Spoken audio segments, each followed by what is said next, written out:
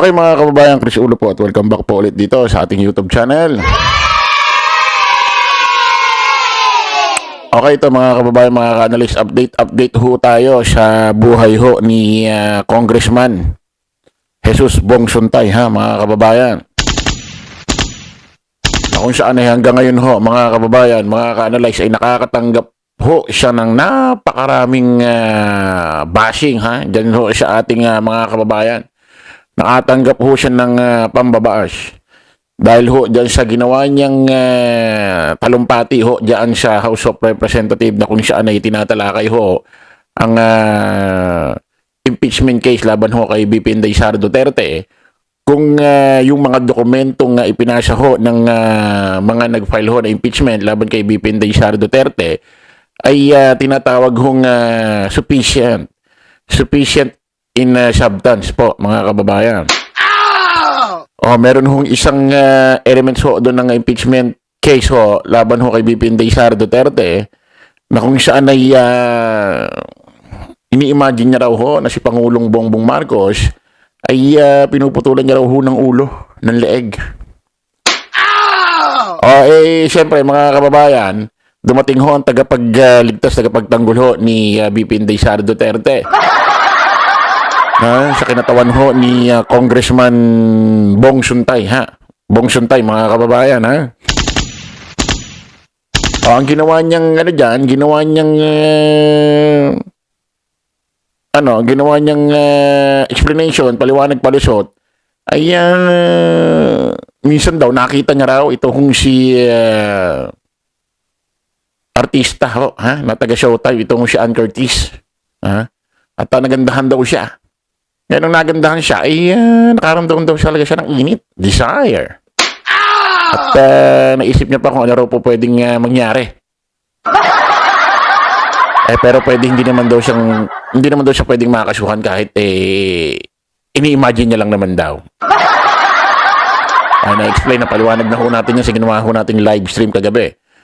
So, syempre, iisipin ho ng taong bayan, especially ho mga taga-suporta ng Administrasyong Marcos, Dilaw, Kakamping, syempre mga taga-subaybay, mga follower, mga nagmamahal, supporter ho ni Ann Curtis tuloy, ni Ann Curtis at Bong Showtime, ay sigurado iisipin ho nila itong si Bong Suntay ay isang DDS.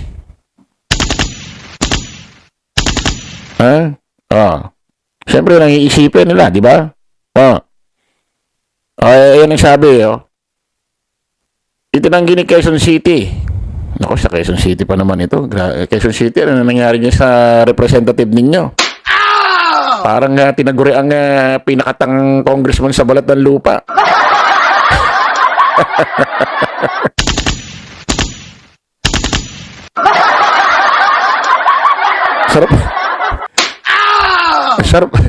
Sarap pang gito na, no? Ano ba yung tipong nasa sinihan ka magbibili ka ng ticket dun sa cashier? Dalawang ticket nga, miss, dun sa taas. Anong panonoorin nyo? Gusto ko na yung panoorin yung pinakatangang congressman sa balat ng lupa. Ano ba yan? Ay, nako, Quezon City. Nangyari sa inyo dyan. Basahin natin to. Itinanggi ni Quezon City Representative Bong Suntay na isa siyang diehard supporter or DDS. Basahin natin to. Tinanggi. Actually, wala namang umaamin ng lahat ng mga kilalang individual na nagtatanggol sa pamilya Duterte, kay Digong, kay Sara, na DDS sila. Wala rin naman talaga umaamin. Pag tinatanong para bang, uy, hindi ako DDS, Sino ba yung mga tumatanggi na yan? Sino ito? Itong si Attorney Rowena Guanzon. Galit kay Mang Nushin, pero gusto naman si Digong.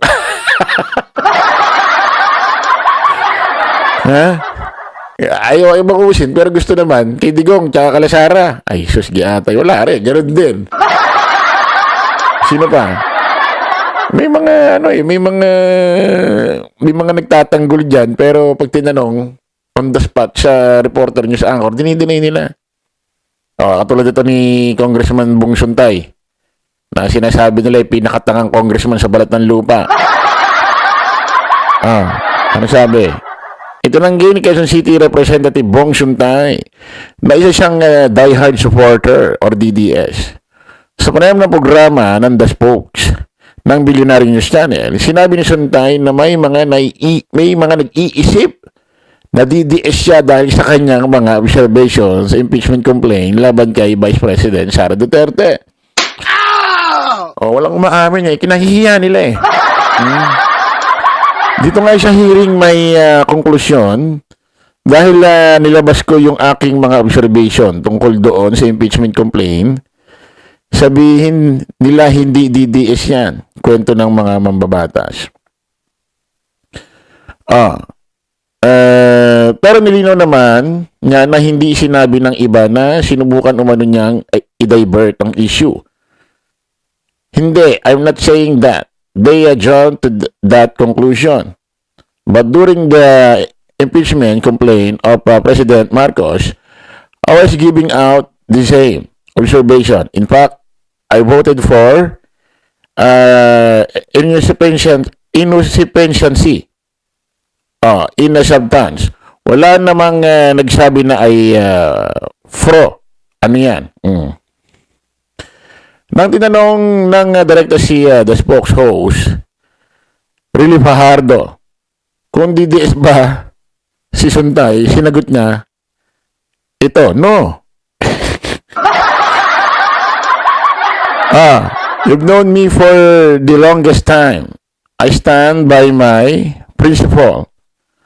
All the votes that I made, even during the time when President Duterte was our president, gusto niya yung anti-terrorism bill. I voted against it. Dagdag pa niya. So, dinidinay niya kung DDS siya, mga kababayan. Actually, ito mga kababayan, natawa ko rito. Kasi syempre, nag-viral, nag-trending siya. So, marami talagang kukontak dyan na mga news program, mga kung ano-anong programa sa bawat TV News Network na kung saan, interviewin talaga siya about dito sa nangyaring ginawa niyong pahayag doon ho sa impeachment hearing ho ni VP Inday Sara Duterte kung insufficient substance yung mo impeachment case. At ginawa niyang pahayag ho na ginamit niya explanation si Ann Curtis. Noong una kasi, meron siya pinagtanggol kay VP Inday Sara Duterte about doon sa ginawang threat doon sa tatlo kay dating Speaker Martin, Elisa at Pangulong Bongbong.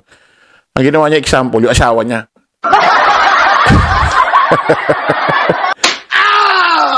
Para lumalabas, pinasamahan niya pa yung ugali ng misis niya.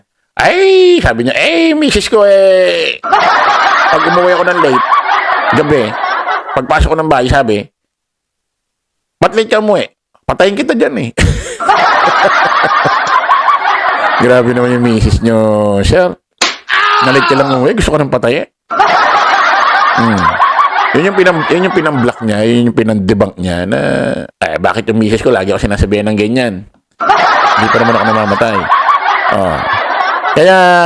Kaya para bang sinasabi, wala raw substance yung impeachment case laban kay VP Inday Sara Duterte na kapag namatay ako, gantihan mo, may kausap siyang hard killer, hitman na patay mo si Speaker Martin, Elisa at Pangulong Bongbong Marcos.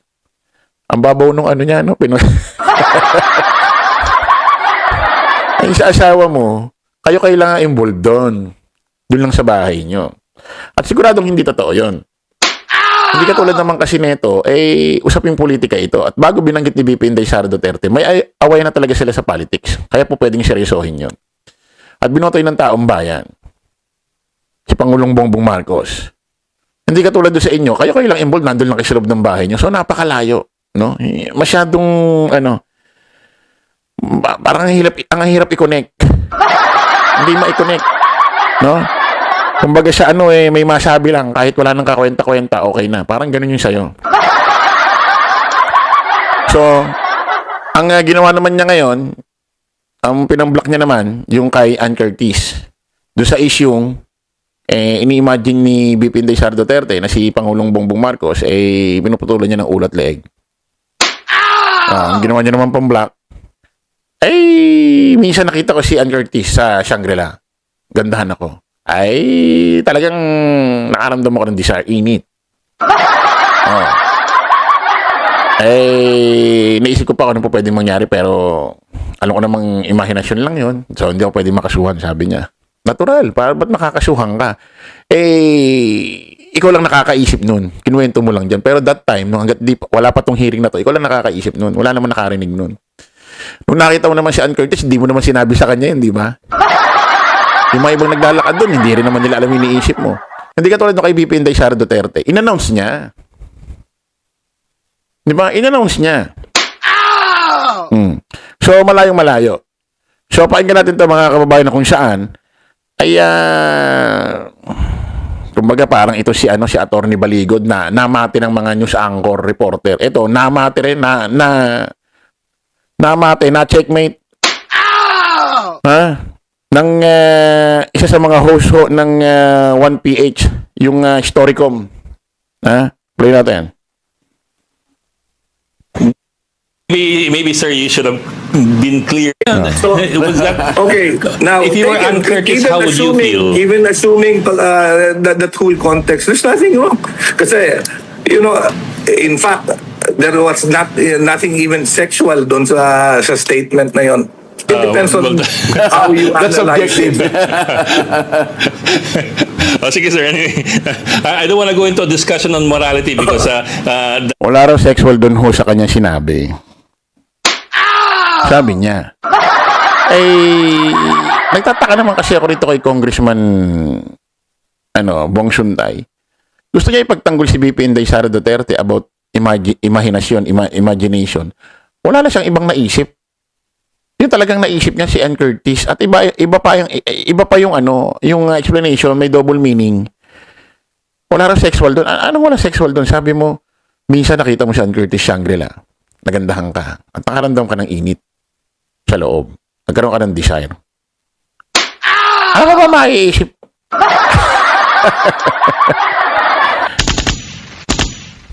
Yan ang hirap Ang hirap palusutan, ano?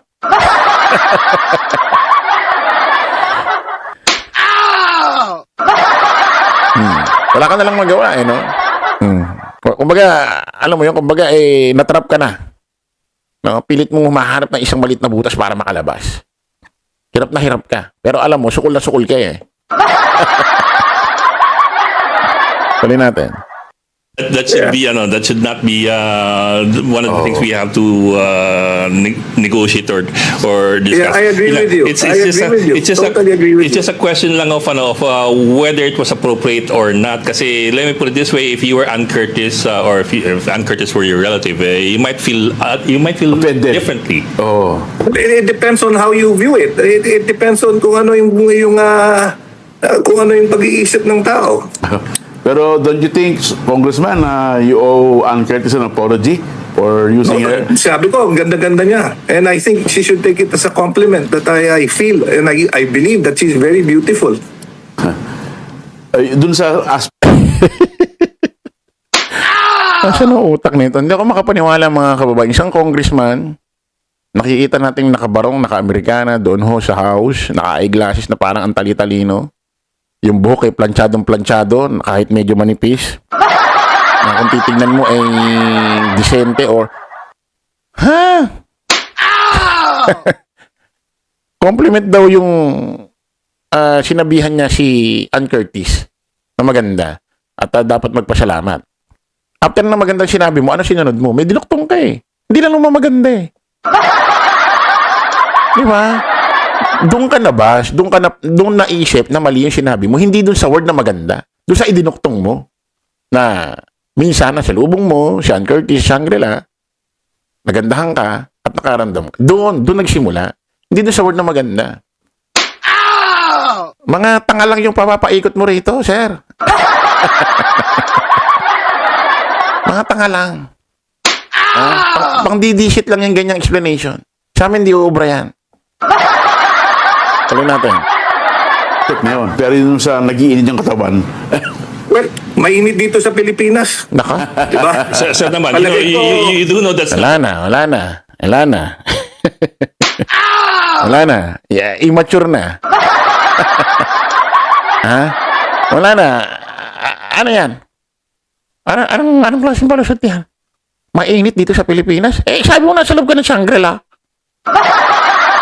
Di ba? Sabi mo pa, minsan, nasa lubong ko minsan nakita ko nasa lubong ko si Ann Curtis sa Shangri-La. O, syempre, mall yan.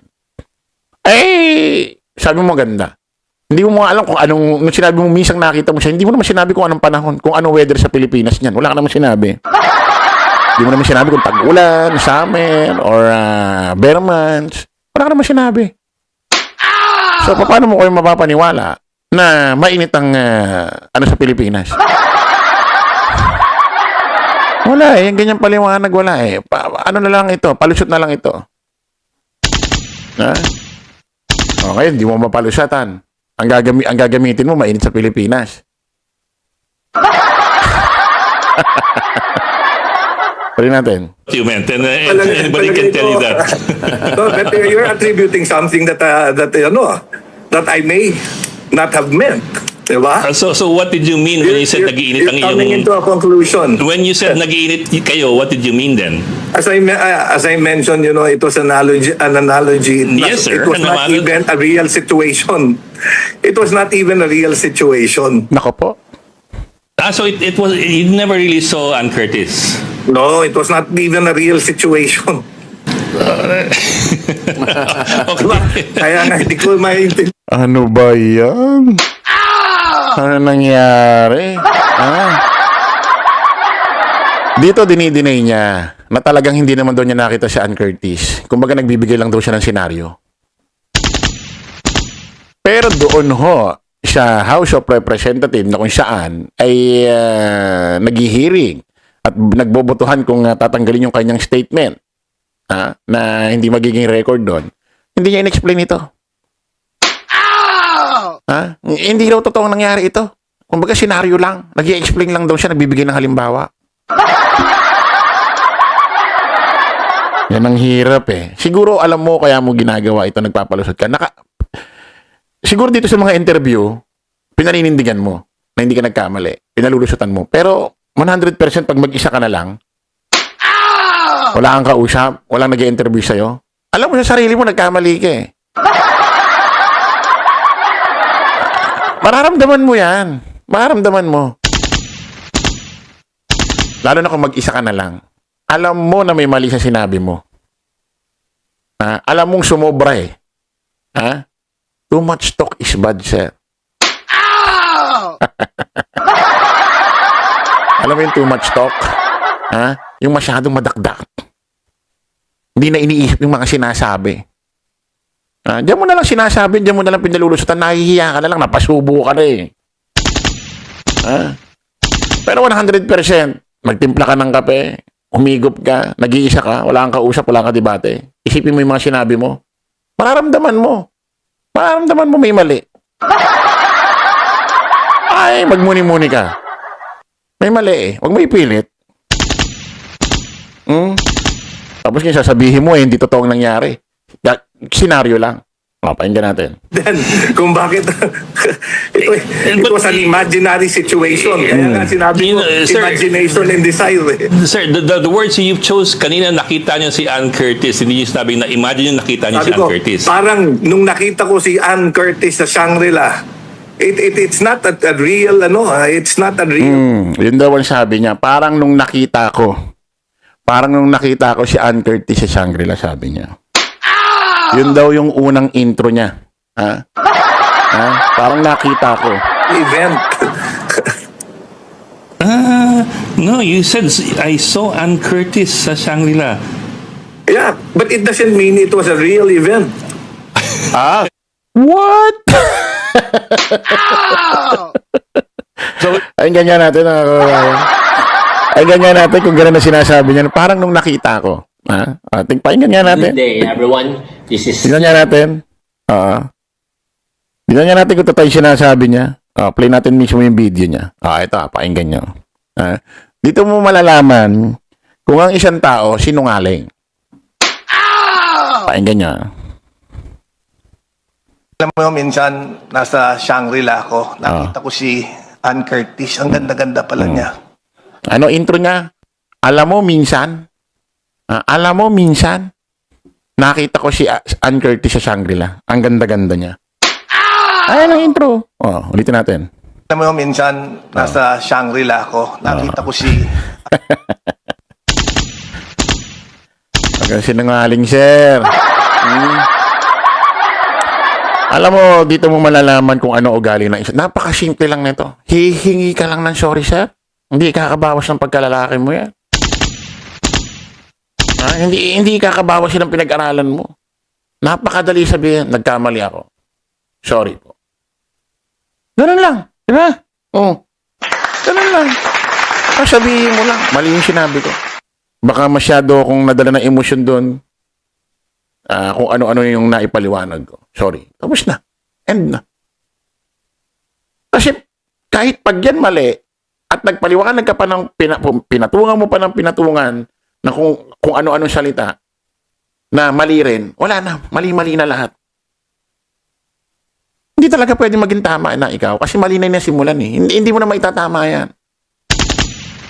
Sabi nga nila eh, ang mali, hindi na mapagtatakpan, maitatama na pang isa pang pagkakamali. Tingnan mo, nagsisinungaling ka na mapagtakpan lang yung maling ginawa mo. Buti sana kung hindi mga nakarecord sa social media yan. Ang dami na nag-upload niyan. Diba? Ang dami na nag-upload niyan. Pakinggan mo ulit sinabi mo. Hindi gano'n na sinabi mo. Ito sinabi mo. Alam mo, minsan, nasa Shangri-La ako. Nakita ko si Ann Curtis. Ang ganda-ganda pala niya. May desire sa loob ko na nag-init talaga. Na-imagine ko na lang kung anong pwedeng mangyari. Pero siyempre, Grabe, no? Grabe, no? Naririnig ho natin ito sa isang congressman, representative ng Quezon City, naka-Americana, naka-necktie, naka-eyeglasses. Yung buhok niya iplanchado kahit medyo manipis ho sa tuktok. Maputi. Pag tinignan mo, kagalang-galang. Talaga may pinag-aralan. Pero isipin mo na ganito naririnig natin. Ano sabi niya? Alam mo, minsan nakita ko si Ann Curtis sa Shangri-La. Ang ganda-ganda niya. Talaga nakaramdam ako ng desire sa loob. Nag-init. Ulitin natin, ha? Ulitin natin. alam mo, minsan, nasa Shangri-La ako. Nakita ko si Ann Curtis. Ang ganda-ganda pala niya. May desire sa loob ko na nag-init talaga. Na-imagine ko na lang. May desire sa loob ko na nag-init talaga. Na-imagine ko ano pa pwedeng mangyari.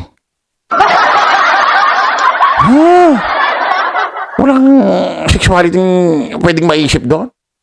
Asus Mariosep. So, ibig sabihin, kung hindi bastos, walang sexuality rito sa ganitong pananalita, tono ng kwento, ay pwede palang igamitin to sa asawa mo, sa anak mo. Sa kamag-anak mong babae. Na pag kinuwento sa'yo, na gano'n ang kwento sa'yo, hindi ka magagalit. Okay lang yan. Walang sexuality dyan. Sir, huwag mo ipilit. Huwag mo ipilit, sir. Huwag mo ipilit. Huwag mo ipilit, sir. Sayang, may pinag-aralan ka. Walang kwenta yung pinag-aralan mo kung ganito ang prinsipyo mo. At alam mo nagkamali ka, hindi ka pahingi na sorry. Ang klaseng tao ito. Diyos Mariosep, ito na ba yung mga congressman natin? Although dyan ka sa Quezon City, wala naman ako dyan. Ang sakit sa mata, ang sakit pakinggan. Yung alam mong mali na Mariosep, sabi ko nga kahit DDS baka hindi kayo pagtanggol dito lalo na mga babae. Nako DDS, pag pinagtanggol nyo pa rin, ewan ko na.